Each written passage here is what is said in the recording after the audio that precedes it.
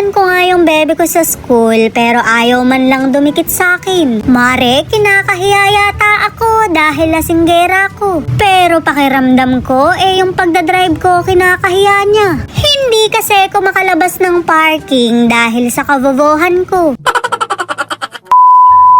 May tutor nga ngayon yung bebe ko, kaya sasamahan ko. Wala pa silang klase, kaya tutor muna. Medyo mahaba kasi ang bakasyon, kaya baka mga mote sa klase. Pero hindi ako magpapakabog dahil mas kamote pa rin ako. Hindi nga lang sa klase, kundi sa kalsada.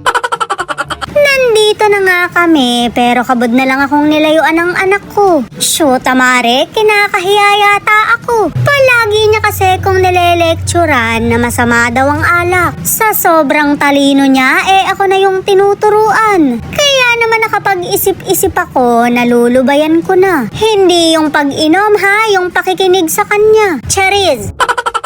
Malapit na nga ang pasukan kaya bibilan ko na siya ng uniform. Nagbayad na rin ako ng mga libro at notebook niya. Mukhang excited na siyang pumasok para sumayaw ng chikading-chikading. Mare, dun lang kasi siya very good kay teacher.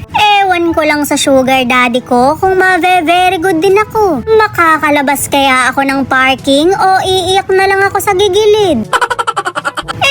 Kahit may pagkakamote ko, nakaraos naman ako. Akala niya siguro, mamumura niya ako. Huy, tapos na pagiging vovo ko. Hindi mo na ako mahihiyawan, masusundan pa kita sa sabungan. Aalamin ko, Mare, kung manok ba talaga yung sinisipat niya dun.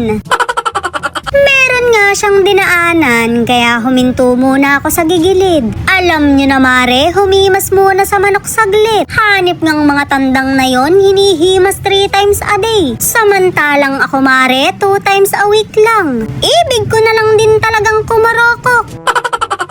Papunta nga kami ng kabanatuan dahil may aasikasuhin. Siya na muna yung nag-drive dahil traffic. Medyo bobo pa kasi ako sa pag-o-overtake. Mahirap na, baka kabod na lang akong maging kwento. Nagkalat pa naman ang truck, mayuyupi na lang talaga ako.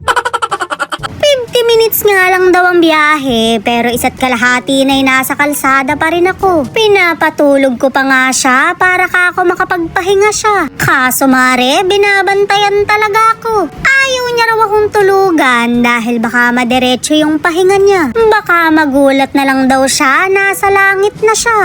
Sure ka ba talaga na doon ang punta mo? Medyo kinakabahan ako, Mare, dahil ngayon pa lang ako papasok sa mall. May kasikipan pa naman ang parking, parang ako. Pero kita nyo naman, nakapag-reverse parking pa ako. Diretsyong-diretso yan, kaysa sa landas ng kapatid mong tamad maghugas ng plato. Mare, hindi ko na pinakita kung ilang pagbubunga nga yung inabot ko. Basta ang masasabi ko lang, pinagpawisan ako ng malagkit. Nag-deodorant naman ako, pero parang pinutok ako dun.